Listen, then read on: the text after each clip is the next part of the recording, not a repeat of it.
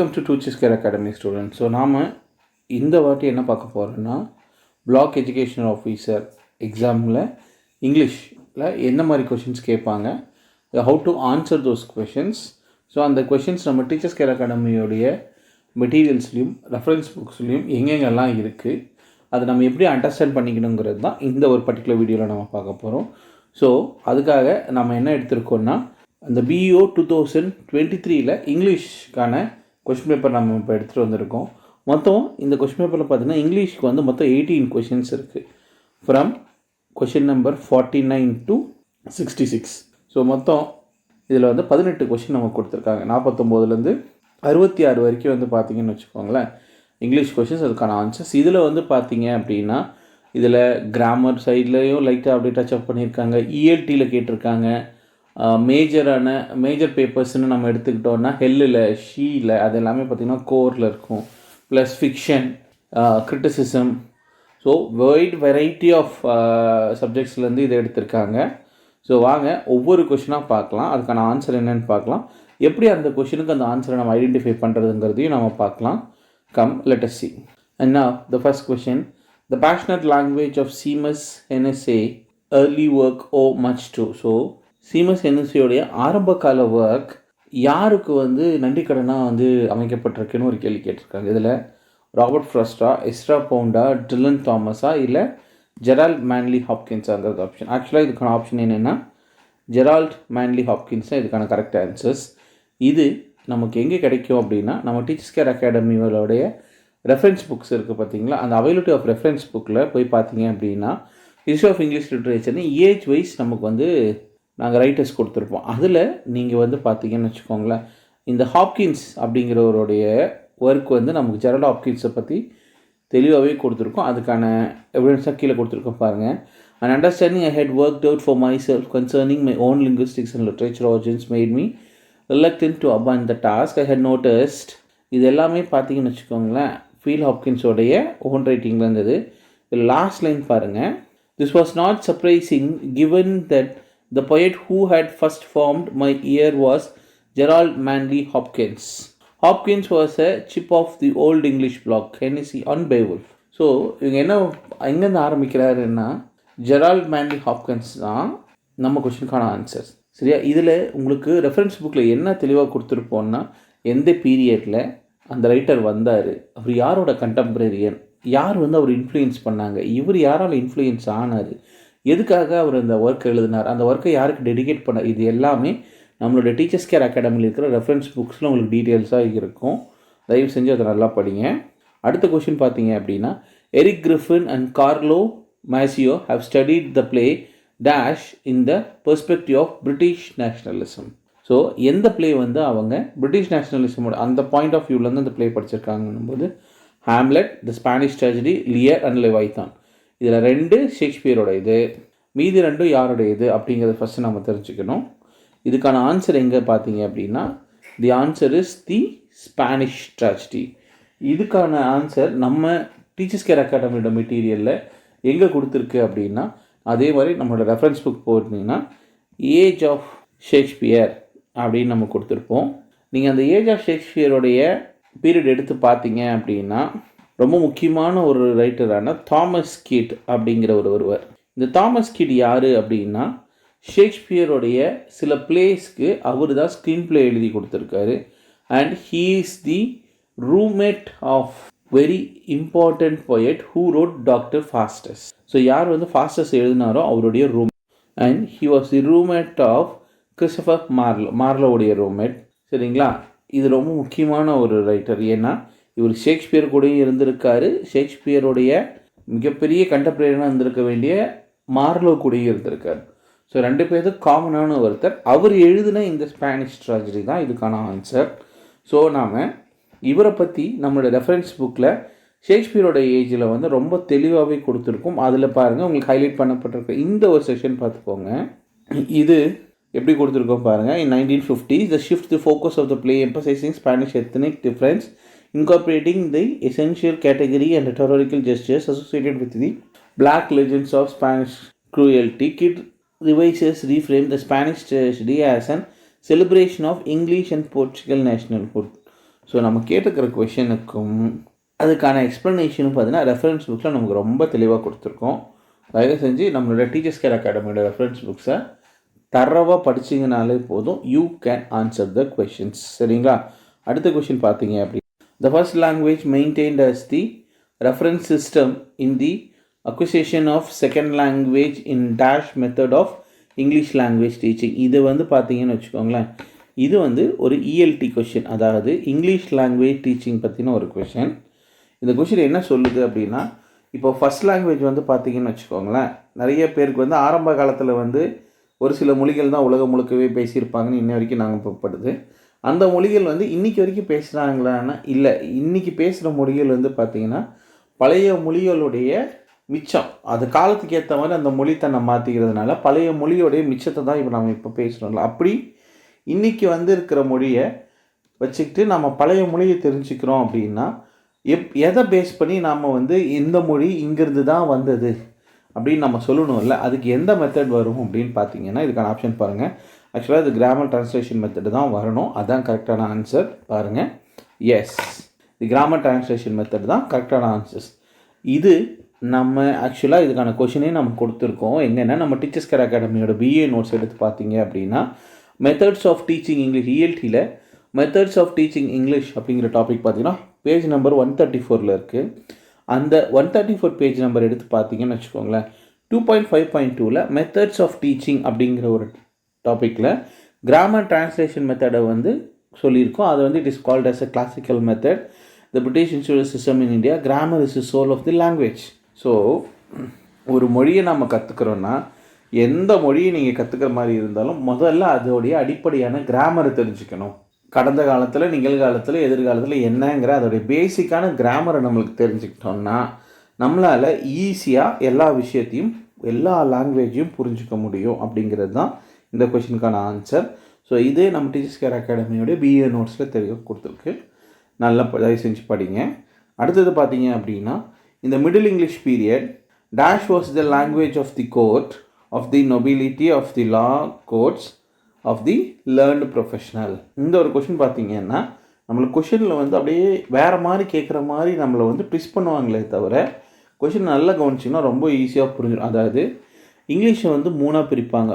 Old English, middle English and modern English அப்படின்னு நம்ம 3ஆக பிரிப்போம். ஸோ இந்த 3ஆக பிரிக்கிற இடத்துல வந்து பார்த்திங்கன்னா ஓல்டு இங்கிலீஷ் வந்து அவங்க பேசின இங்கிலீஷ் வந்து நம்மளால் பேசவே முடியாது. ஸோ இந்த ஓல்டு இங்கிலீஷ்லேருந்து மாடர்ன் இங்கிலீஷ் மாறும்போது நம்ம வந்து என்ன பார்த்துருக்கோன்னா, Anglo Saxons, Anglo Normans, French, இவங்க நிறைய வைக்கிங்ஸ் அப்படி வரிசையாக வந்துட்டு இருந்தாங்க. அப்போது இந்த மிடில் இங்கிலீஷில் அதிகமாக யார் இருந்தாங்க அப்படின்னா ஃப்ரெஞ்ச் பீப்புள். ஸோ இங்கே என்ன கேட்குறாங்க, அந்த மிடில் இங்கிலீஷ் பீரியடில் படித்தவங்க அப்புறம் அரசியல்வாதிங்க அவங்கெல்லாம் எந்த மொழி பேசினாங்கன்னு கேட்குறாங்க. ஆட்சி மொழியே என்ன இருந்ததுன்னா நார்மன் ஃப்ரான்ஸ் தான் இருந்தது, நம்ம எல்லாருமே சொல்லலாம்.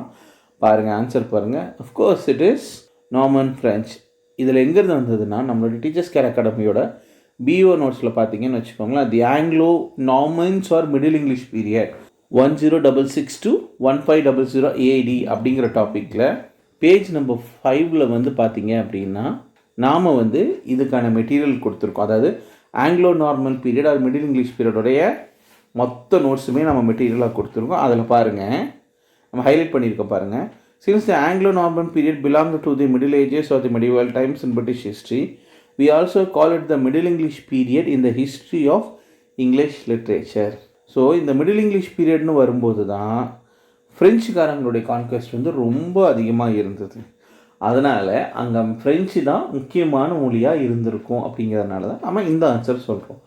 ஸோ நம்ம டீச்சர்ஸ் கேர் அகாடமியோட மெட்டீரியல்ஸே நீங்கள் படித்தாலே போதும், நீங்கள் எல்லாத்த பற்றின உங்களுக்கு ஒரு வேகான ஐடியா கிடைக்கும். அதை தரவாக புரிஞ்சுக்கிட்டுனா everybody can pass in any exam. So let us go to the next question.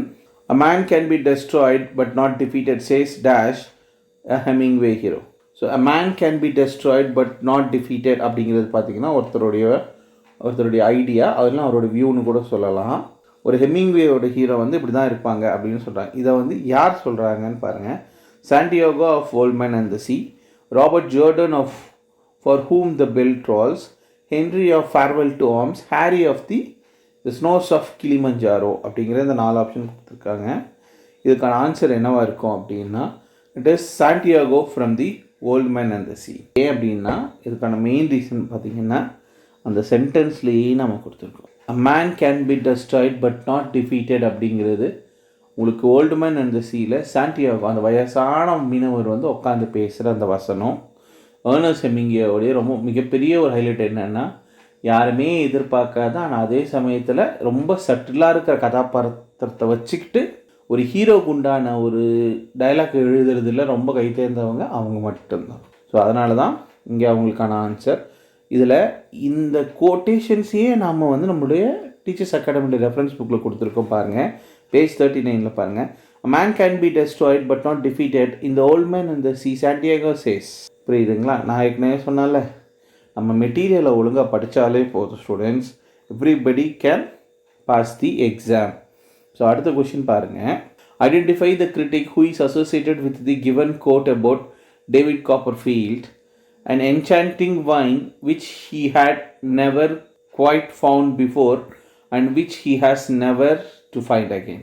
It is said by Charles Dickinson, Maria Bednall, Edmund Wilson and Mr. Dumbe Wilson. So யாருன்னா இதில் யார் கிரிட்டிக் அப்படின்னு கண்டுங்க. Charles டிக்கின்ஸனை நம்ம கிரிட்டிக்காக சொல்லவே முடியாது. ஏன்னா is a novelist. அவருடைய criticism நம்ம படித்ததை விடவும் அவருடைய ஸ்டோரிஸ் தான் நம்ம அதிகமாக படிச்சோம். இப்போ நமக்கு என்னென்னா இந்த 3 பேரை தான் நம்ம ஃபஸ்ட்டு பிரிக்கணும். இதில் முக்கியமாக இருக்கிற ஒரே ஒரு ஐடென்டிஃபிகேஷன், அவர் ஒரு critic. So come what is the ஆன்சர்னு பார்ப்போம். The answer is Edmund Wilson. So இதில் பார்த்தீங்க அப்படின்னா இந்த கொஷினுக்கான ஆன்சர் வந்து ஏன் எட்மண்ட் வில்சன் அப்படின்னு பார்த்தீங்கன்னா, நீங்கள் டேவிட் காப்பர்ஃபீல்டை எடுத்து படிச்சிங்க அப்படின்னா அதில் டேவிட் காப்பர்ஃபீல்டை பற்றி ரொம்ப முக்கியமான ஒரு கிரிட்டிக்காக யார் வருவானா எட்மண்ட் வில்சன் அப்படிங்கிறவர் தான் வந்து இந்த டேவிட் காப்பர்ஃபீல்ட் அப்படிங்கிறத அழகாக எழுதியிருப்பார். சரிங்களா? இதோடைய சரியான டீட்டெயில்ஸ் வந்து நமக்கு எங்கே இருக்கும் அப்படின்னா நம்மளுடைய டீச்சர்ஸ் கேர் அகாடமியோடைய ரெஃபரன்ஸ் புக்ஸ் பார்த்தீங்கன்னா இட் இஸ் அவைலபிள். அந்த ரெஃபரன்ஸ் புக்கில் பாருங்கள், Dombey and son and David Copperfield அப்படிங்கிற டைட்டிலில் உங்களுக்கு நான் கொடுத்துருக்கோம். நம்ம ஹைலைட் பண்ணி கொடுத்துருக்கோம் பாருங்கள். Enchanting vein which he had never quite found before and which will never found before. So இந்த கோட் வந்து நம்மளுடைய டேவிட் காப்பர்ஃபீல்டுடைய கிரிட்டிசிசம்லேருந்து எடுத்திருக்காங்க. நல்லா பார்த்துக்கோங்க. ஒரு எக்ஸாம் பாயிண்ட் ஆஃப் வியூவில் எப்பயுமே ஒரு ஒர்க்குன்னா அதோடைய சம்மரி, அதோடைய கேரக்டர்ஸ் மட்டும் கேட்க மாட்டாங்க. நம்மளை ரொம்ப குழப்பணும், நம்மளை வந்து இதுலேருந்துலாம் அவங்க கேட்பாங்களா அப்படின்னு நம்ம எதிர்பார்க்காத ஒரு சப்ஜெக்ட் எதுனா கிரிட்டிசிசம், அதில் வந்து நான் கேட்பேன் அப்படிங்கிற மாதிரி. அதுக்கு மிகப்பெரிய எக்ஸாம்பிள் தான் இந்த கொஷின். ஸோ டோன்ட் பேனிக், ஒன்றும் பிரச்சனை இல்லை. நம்மளுடைய டீச்சர்ஸ் கேர் அகாடமியோட மெட்டீரியல் எடுத்து நீங்கள் பார்த்தீங்கன்னாவே நம்ம பேசிக்காகவே எல்லா விஷயத்தையும் நம்ம கவர் பண்ணியிருப்போம். அதுக்கு இந்த ஒரு கொஷின் ஒரு பெஸ்ட் எக்ஸாம்பிள். ஓகேங்களா? இப்போ அடுத்த question 55th question. The amalgamation of novel of manners and historical romances known as Waverley novels are authored by Walter Scott, Maria Edgeworth, Susan Ferrier and Jane Austen.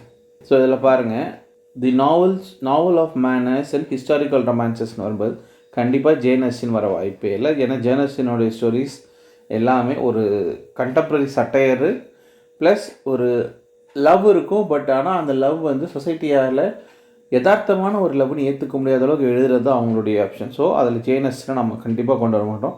மீதி 3 பேரில் யாருன்னு பார்க்கலாம் வாங்க. It is Walter Scott. So இந்த answer வந்து நம்மளுடைய teachers care அகாடமியோட BEO நோட்ஸில் பார்த்தீங்கன்னா post 18th century அப்படிங்கிற ஒரு ஹெட்டிங்கில் நம்ம மெட்டீரியல் கொடுத்துருக்கோம். அதில் நீங்கள் போய் பார்த்தீங்கன்னு வச்சுக்கோங்களேன், அதில் பேஜ் நம்பர் 83 போய் பார்த்தீங்க அப்படின்னா ஹிஸ்டாரிக்கல் நாவல்ஸ் அப்படின்னு நம்ம ஒன்று கொடுத்துருக்கோம். அதில் சரி வால்டர் ஸ்காட் பற்றி நாம் தெளிவாகவே கொடுத்துருக்கோம். இதில் வால்டர் ஸ்காட் வந்து பார்த்திங்கன்னா என்ன மாதிரியான நாவல்ஸ் எழுதுகிறாரு, அவர் எதில் வந்து கை தேர்ந்தவர் அப்படிங்கிற எல்லா விஷயத்தையும் நம்முடைய அகாடமியோட மெட்டீரியல்ஸில் தெளிவாக இருக்குது. So please go through the materials.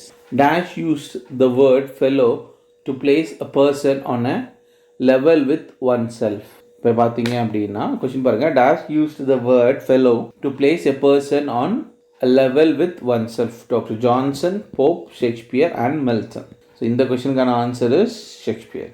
ஏன் ஷேக்ஸ்பியர் அப்படின்னு பார்த்தீங்கன்னு வச்சுக்கோங்களேன், ஷேக்ஸ்பியருடைய எல்லா ஒர்க்லேயும் பார்த்தீங்கன்னா அவர் எல்லாத்தையும் சரிசமமாகவே பயன்படும். பாருங்கள், fellow and equal, my brother's servant were then my fellow.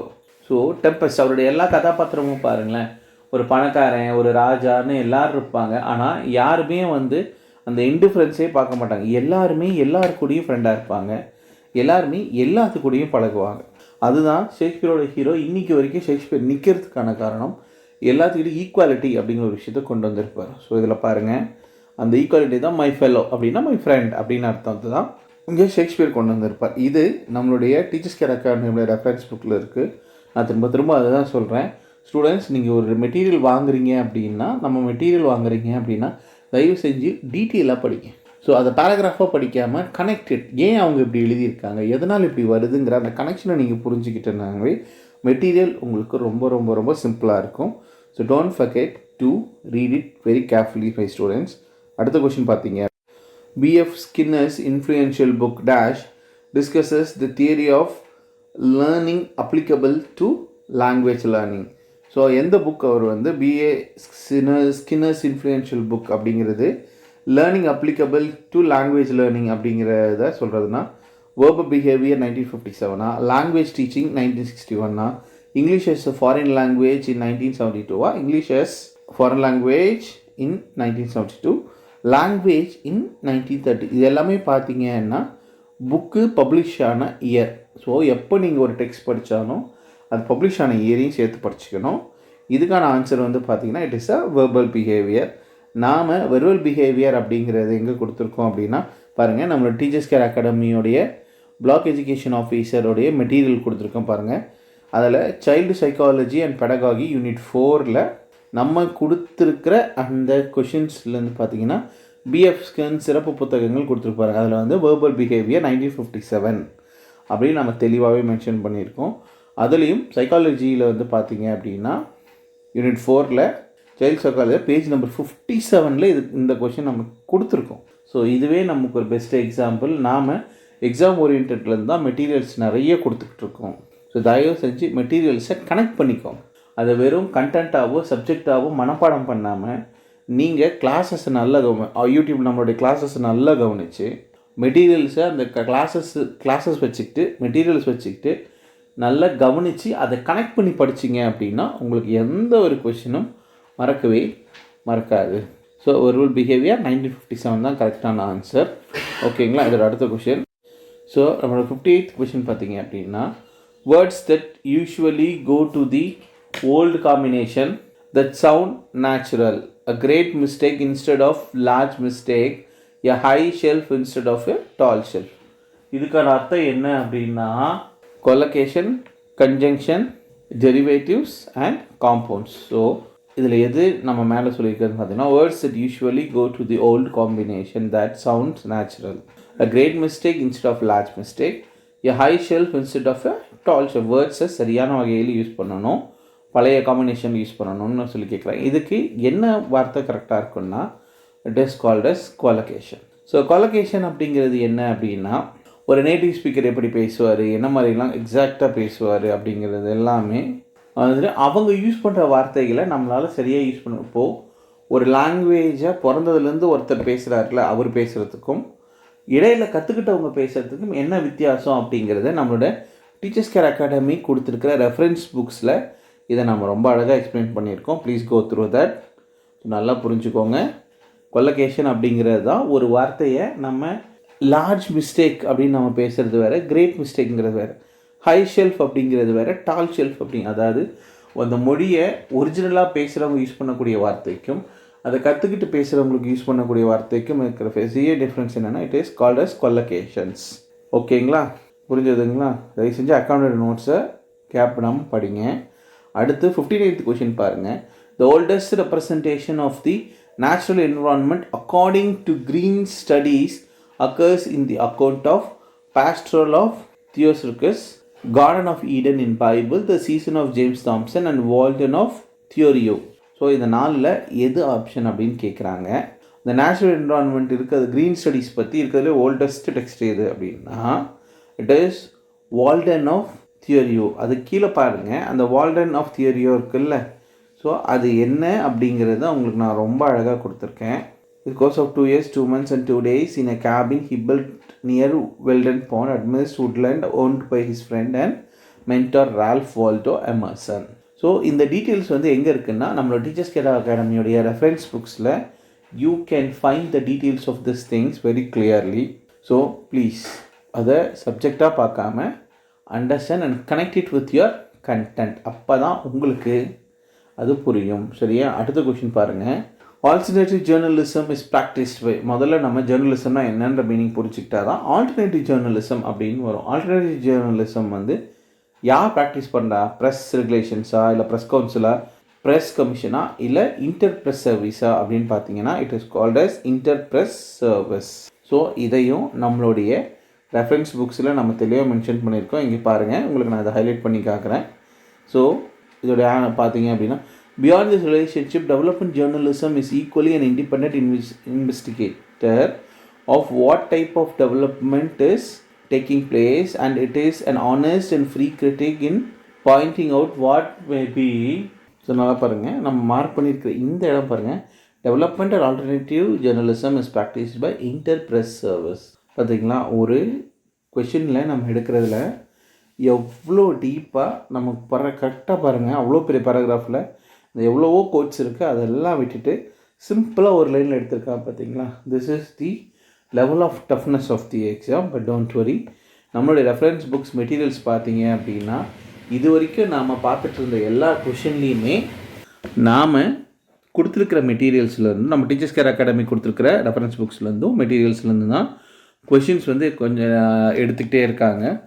So students don't panic. நம்ம கொடுத்துருக்கிற மெட்டீரியலை தரவாக படிச்சிங்கனாலே போதும், ஈஸியாக நீங்கள் எக்ஸாம் வந்து கெட் த்ரூ பண்ணிடலாம். ஓகேங்களா? இப்போ அடுத்த கொஷின் பாருங்கள். Dash is a process in which there is direct translation of the element of the borrowing language.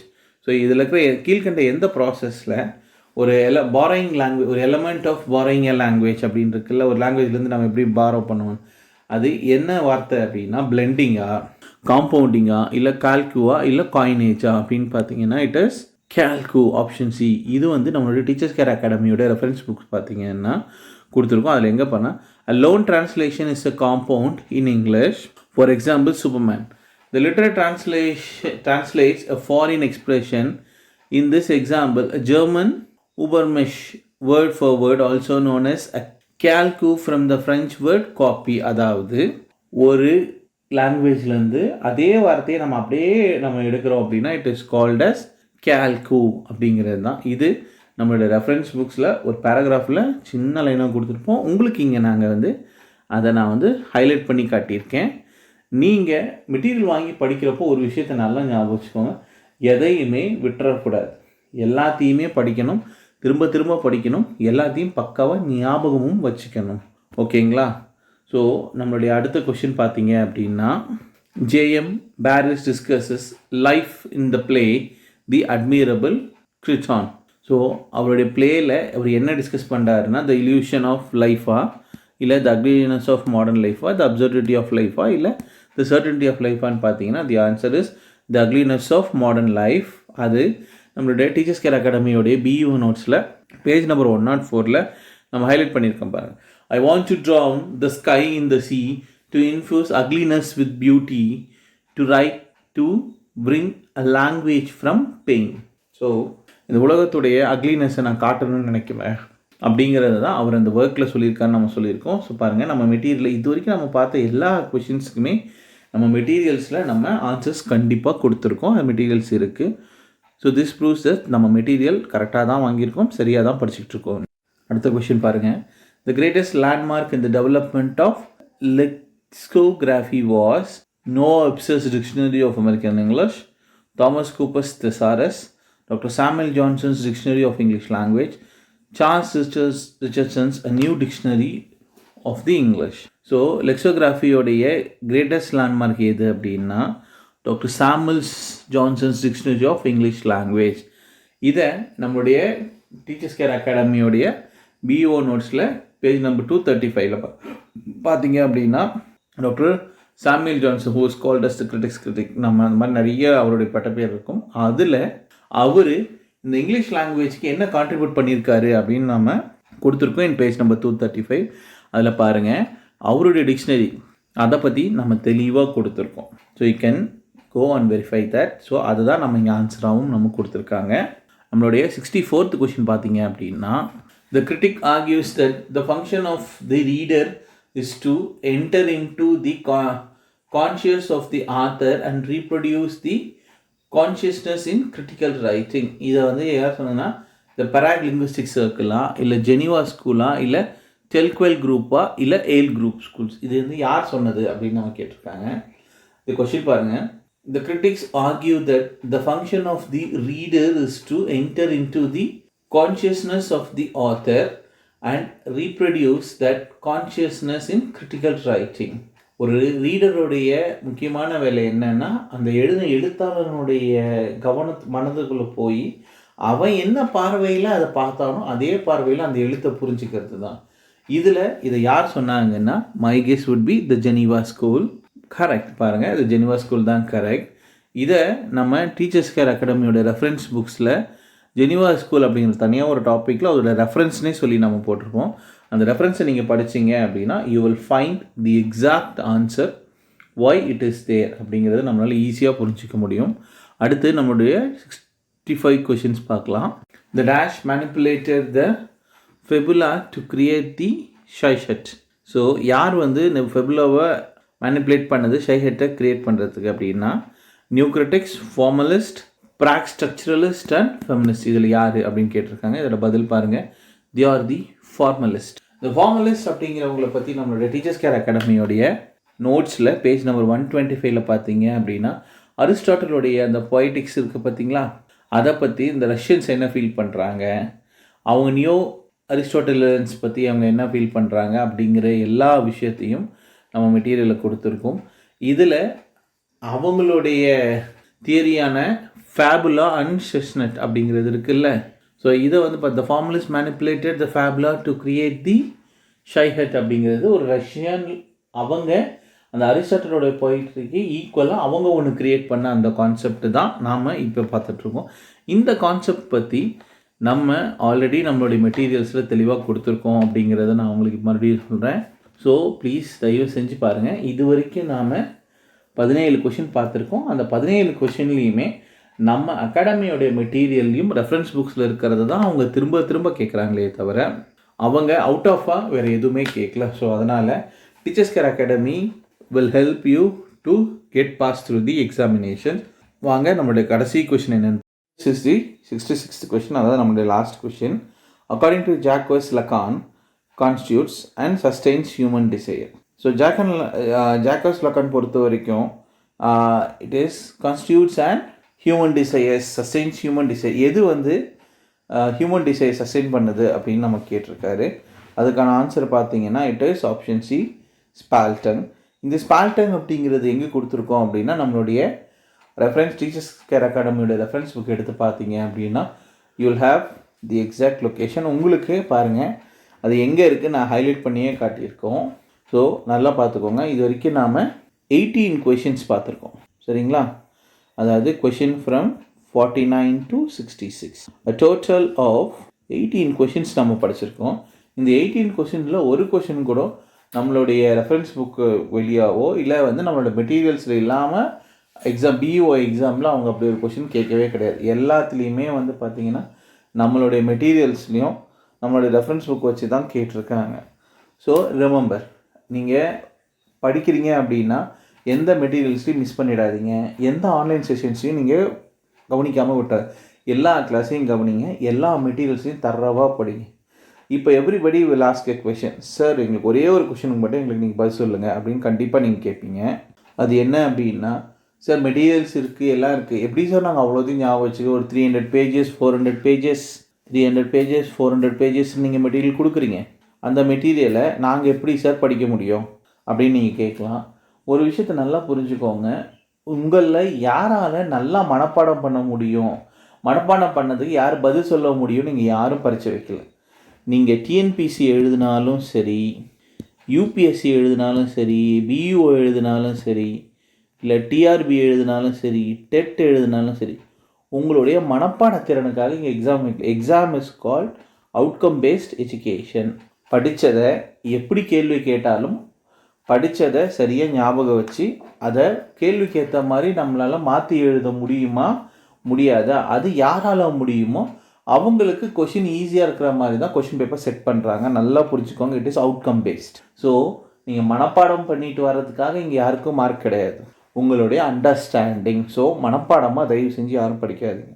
Material வாங்குறீங்களா, ஃபஸ்ட்டு என்ன பண்ணுங்க அப்படின்னா, கிளாஸஸ் நம்மளோட டீச்சர்ஸ் கேர் அகாடமியோடைய கிளாஸஸ் ஃபஸ்ட்டு கவனிங்க. கவனிக்கும் போதே மெட்டீரியல்ஸ் வச்சு நீங்கள் ரெஃபர் பண்ணுங்கள். எதெல்லாம் ஆன்லைனில் நம்ம கிளாஸில் எடுக்கும்போது இதெல்லாம் முக்கியமான பாயிண்ட்ஸுன்னு சொல்லி ஸ்டாஃப் சொல்கிறாங்களோ please make a note of it. அதுக்கப்புறம் நீங்கள் படித்து பாருங்கள். நீங்கள் படிக்கும்போது கண்டிப்பாக ஏதாவது நம்மளோட டீச்சர்ஸ் கேர் அகாடமியோட ஃபேக்கல்ட்டிஸ் வந்து பார்த்தீங்க அப்படின்னா எல்லாத்தையும் கவர் பண்ணியிருப்பாங்க. பட் ஏதாவது 1-2 இடத்துல மிஸ் ஆகிருக்கும். அப்படி இருக்கிறப்போ உங்களுக்கு நம்ம டீச்சர்ஸ் கேர் அகாடமியோட ரெஃபரன்ஸ் புக்ஸையும் மெட்டீரியல்ஸையும் வச்சு பார்க்குறப்போ இந்த பாயிண்ட் வந்து எனக்கு வந்து இம்பார்ட்டன்ட் மாதிரி இருக்குன்னு நீங்கள் நினைக்கிறப்போ அதையும் மார்க் பண்ணிக்கோங்க, தப்பு கிடையாது. Because everybody makes mistakes. So கவனிச்சுக்கோங்க, வச்சுக்கோங்க. நீங்கள் படிக்கும்போது என்ன பண்ணுறீங்கன்னா அந்த முக்கியமானது நோட் பண்ணி வச்சுருக்கீங்கல்ல, இதை கேள்வியை கேட்டால் அவன் எப்படி கேட்பான்னு தயவு செஞ்சு கொஞ்சம் யோசிச்சு பாருங்கள். அதை தான் ஆன்லைன் கிளாஸில் உங்களுக்கு நாங்கள் வந்து ட்ரை பண்ணுறோம். நடத்தும் போதே வந்து இந்த கேள்வி வந்து இப்படி கேட்கலாம், இந்த கேள்வி அப்படி கேட்கலான்னு சொல்கிறதுக்கான காரணம் என்னென்னா இதை எப்படி வேணாலும் கேட்பாங்கன்னு உங்களுக்கு ட்ரையல். ஸோ நீங்கள் படிக்கும்போதே இந்த கேள்வி வந்து இப்படி கேட்டாலும் இந்த ஆன்சர் தான் சொல்லணும், இப்படி மாற்றி கேட்டாலும் இந்த ஆன்சர் தான் சொல்லணும்னு நீங்கள் கெஸ் பண்ண ஆரம்பிச்சிட்டிங்கன்னா யூ ஒன்ட் ஃபர்கெட் எனிதிங். நீங்கள் மறக்க மாட்டீங்க, மறக்கவும் கூடாது. அதே மாதிரி இந்த கேள்வியை இப்படியும் கேட்கலாங்கிற அந்த பாயிண்ட்டுக்கு நம்ம வரணும்.